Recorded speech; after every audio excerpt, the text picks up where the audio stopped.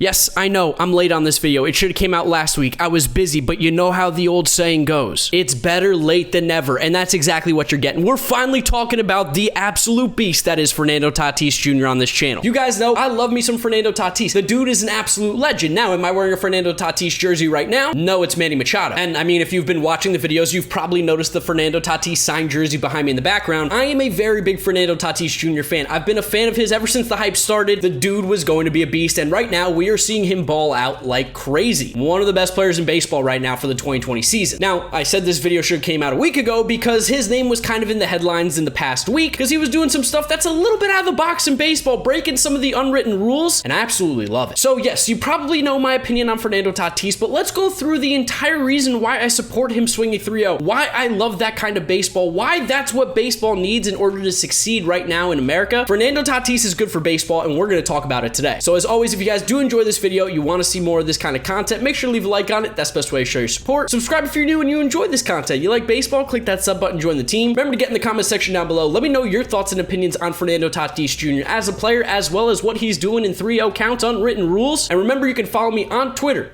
Instagram, Twitch, second channel. Links to all my social media are in the description as always. So about a week ago, August 17th, the Rangers were playing the San Diego Padres, and the Padres were just absolutely smoking them. It's late in the game, the Padres are up 7 runs, and Fernando Tatis comes up to the plate with the bases loaded and gets himself in a 3-0 count. Juan Nicasio is on the mound for the Texas Rangers, Tatis at the plate, 7-run game, bases loaded late in the ball game, and it's a 3-0 count. Now, of course, with the unwritten rules, the old school way of baseball, you are not swinging here. The old school rules, the unwritten rules want you to not run up the score. They want a little bit of sportsmanship here, but that's not what Fernando Tatis Jr. did. Instead, he took this 3-0 pitch that was kind of on the outside corner of the plate and smacked it over the fence for a grand slam to make it an 11-run lead for the Padres over the Rangers. Now, the unwritten rule crew, the Boomers, they were furious. Chris Woodward was talking trash out of the dugout. The players were not happy. Even the GM and the coach of the Padres gave Fernando Tatis some talking to. Like, Tatis came around, he didn't showboat really or anything. He hit the homer, ran around the bases, touched home, was pumped up, dabbing up his teammates, and then the GM, AJ Preller, apparently said something to Fernando Tatis. He's walking back to the dugout, and Jace Tingler's kind of looking at him like, what are you doing, bud? He gets back into the dugout, he gets talked to, some of the players are speaking to him, saying like, hey, this isn't how you go about things, and then the next pitcher comes in, like Ian Gibbalt, I think his name is, I don't know how to pronounce it, but he throws right behind the guy. There's a big scene here, like, you shouldn't be throwing at people. It was a little bit too close to the head, and that's kind of where the story has led us right now. After the game, Jace Tingler addressed the media and basically said he didn't like what Fernando Tatis Jr. did. He gave him the take sign, and he went against it. You know, probably starts with just, you know, picking up the sign. I think like the learning opportunity, and just so you know, a lot of our guys have green light, you know, 3-0. You know, we had a little bit of a comfortable lead. We're not trying to run up the score or anything like that. Put on the take sign and you know, probably see a strike right there. And that shouldn't have happened, and we ended up seeing Fernando Tatis Jr. apologizing for being good, which is one of the dumbest things I've ever heard. You should never apologize for just straight up being better than another player or team. This is a sport of winning. Fernando Tatis Jr. wants to win. So I mentioned that Chris Woodward, the Rangers players, there was a little bit of tension, to say the least, there around that 3-0 swing because it was a 7-run lead late in the ball game, bases loaded, and Tatis made it an even bigger lead. People were complaining that, hey, what happened to sportsmanship, the unwritten rules? You would never do this. You talk to any of the old guys in baseball. Even Keith Hernandez, one of my favorite announcers, had a bit of a terrible take here on SNY where he was talking about how this is not good. Fernando Tatis shouldn't have done it. He didn't support it. Why should he not be swinging 3-0? Because it's a 7-run lead in the 8th inning, and you don't pour it on. You just don't. So is the other team supposed to promise not to try in the last inning? Because I remember the Mets blew a 6-run lead in the 9th inning last year. What's the cutoff? How do you? I mean, I understand taking a knee when it's 49-0 and you're going in with time running out. But it's always possible in baseball to put together a big inning. So how do you know when it's not acceptable? When it's a big lead like that in the 8th inning, I personally would take. I wouldn't even dream of swinging 3-0.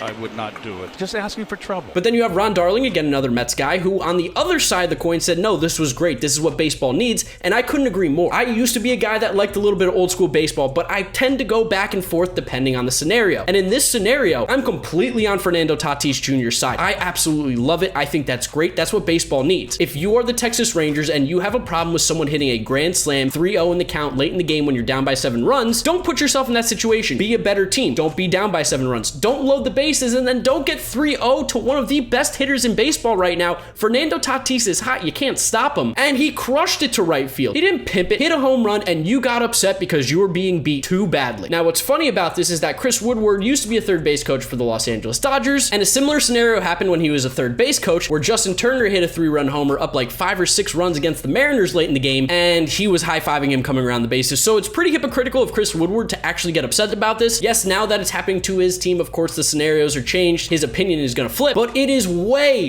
too far in the future. 2020, we should not be talking about this rule anymore, especially because it's unwritten. I think Jeff Passan said it best. If the rules are unwritten, no one's expected to follow them. And that's exactly what happened here. Fernando Tatis is part of the new wave of baseball. The guys who are going to help promote this game and get it to newer heights that we haven't seen in a long time. Tatis, Pete Alonso, Gleyber Torres, Juan Soto, Ronald Acuna. Those are going to be the guys that are leading the future in Major League Baseball right now, along with the guys who are still there. Mike Trout, Christian Yelich, Mookie Betts, Cody Bellinger. They're going to help propel baseball to the next level. And part of the way to do that is to make baseball entertaining, make baseball fun to watch. You know what baseball doesn't need? Ron Darling said it perfectly, another walk there. Fernando Tatis had an opportunity to give his team a bigger lead, and he did that. A 7-run lead in baseball isn't insurmountable. The Mets in the last 12 months have blown a 7 and 6-run lead in the game. We saw the Phillies do it a couple days ago against the Toronto Blue Jays, up 7-0 in the first inning. They basically had a 5-run lead going into the 8th inning. It was a doubleheader, so it was the 6th, and they ended up losing that game. This stuff happens in baseball. 7 runs is not insurmountable. Fernando Tatis, power to him. People always talk about, I just want a guy on my team who wants to win baseball games. Fernando Tatis wants to win baseball games. He had an opportunity to go the easy route, take that pitch, not help his team win more, and he said, no, let's bury this team. Let's end it right here. Hits a homer to right field and gives them an 11-run lead. I don't know about you, but if you are someone who cares about your team playing hard, trying to win, how are you not on the side of Fernando Tatis Jr.? It seems very obvious. Since when is a big lead too much? Why are we easing off the brakes? If you are the winning team and you're supposed to take it easy on the team that's losing by a lot of runs late in the game, then they shouldn't be allowed to come back. Because if you're taking it easy, why does the team that's losing then allowed to still go 110%, try to come back and win this game? If that's how we're going to play, let's have a mercy rule then. Let's go to Little League rules and have a mercy rule. Because that's what happened when you were younger. You didn't want to be unsportsmanlike. It's hard to tell these kids not to play baseball, continue to their highest potential. That's not good for growth. That's not good for teaching them how to play the game. You have mercy rules in place because you want to give mercy to these teams. The game's over. There's no reason to make it out of hand anymore. You don't want the team that's winning to continue to score runs in Major League Baseball, where they are all adults who are playing. Add a mercy rule then. And I'm sure the people who are complaining about, like, oh, you want to add a mercy rule? You're changing the game of baseball. No, you're changing the game of baseball. You don't want teams who are winning to continue to score more runs because you're upset that your team is losing. Like, it's completely backwards. The boomer thoughts, the unwritten rules, I'm about some of them. This one I couldn't be more against. If you have a player that's good at the plate, you should treat him with respect every single time he steps up there, just as the batter should treat the pitcher. I don't care what score it is. If there's a 3-0 pitch that you have a chance to hit over the fence, hit it over the fence 100 out of 100 times, I will never be upset. If I was a fan of the Texas Rangers, I'd be like, come on, Fernando Tatis, are you kidding me? Like, really, you had to do this to us? But I wouldn't be mad because of the unwritten rule. I'd be mad because you're beating us by more runs. You don't want to be in this scenario. Don't go down 7 runs. Don't throw balls. Don't load the bases. There's a lot of things that the losing team can do to prevent this scenario. And Fernando Tatis did one thing and one thing only, and that's the problem. And that's go yard opposite field to make it an 11-run game. Absolutely ridiculous. So I think you can tell where I stand on this. Big Fernando Tatis Jr. fan. I love what he did with the 3-0 swings. I hope to see it more. Whatever makes baseball more exciting, more entertaining to watch, I'm all for it. And this is the kind of stuff that does it. I mean, look at the impressions. Look at all the tweets, all the talk about baseball the last week since Fernando Tatis did this. I have people who don't really normally talk to me about baseball talking to me being like, yo, what's the deal with this Fernando Tatis thing? He is making people turn on the game of baseball and watch him. And he plays in one of the smallest markets in baseball, that being San Diego. If Fernando Tatis in a small market doing something like this, swinging 3-0 gets more eyes on baseball, that is a fantastic thing and it needs to happen more often. Get rid of the unwritten rules. They're not fun. They're not entertaining. They only get people, I guess, like more mad at baseball, and it turns off more people and then brings them onto it. Guys like Fernando Tatis, guys like Ronald Acuna, Juan Soto, who have fun out there and still play at an elite level, those are the guys that we need to promote more. Those are the guys that we need to talk about. Those are the stars in the future of Major League Baseball because they make the sport fun to watch. They make it fun to be a fan of those teams, those players. They are must-watch TV. And the best part about it is the Padres then went on to sweep the Rangers 4 games in a row. I think they hit grand slams in every single one of those games. Fernando Tatis has still been swinging 3-0. He did it again, I think, last night or the night before, a 3-0 swing up a bunch of runs, swung again. It got caught for a lineout, but he hit it pretty hard. I think it's safe to say that there is no longer, or there should no longer be this unwritten rule that you can't swing 3-0 when your team's up a bunch of runs because teams can come back. There is no insurmountable lead in baseball. It's just ridiculous to hear that a losing team is complaining because you're like, you're you're beating us by too much. What are we, 10 years old playing in-town baseball rec league with your friends? If that was the case, yeah, you want to teach a little sportsmanship to these kids, but you are adults. You get paid to perform at a high level, perform better. Don't be upset because you're getting smacked by a kid who's 21 years old, or 22, I guess, for Fernando Tatis. I love it. I think it's great. I think he's so awesome for the game of baseball. And I feel like my rambling here for about,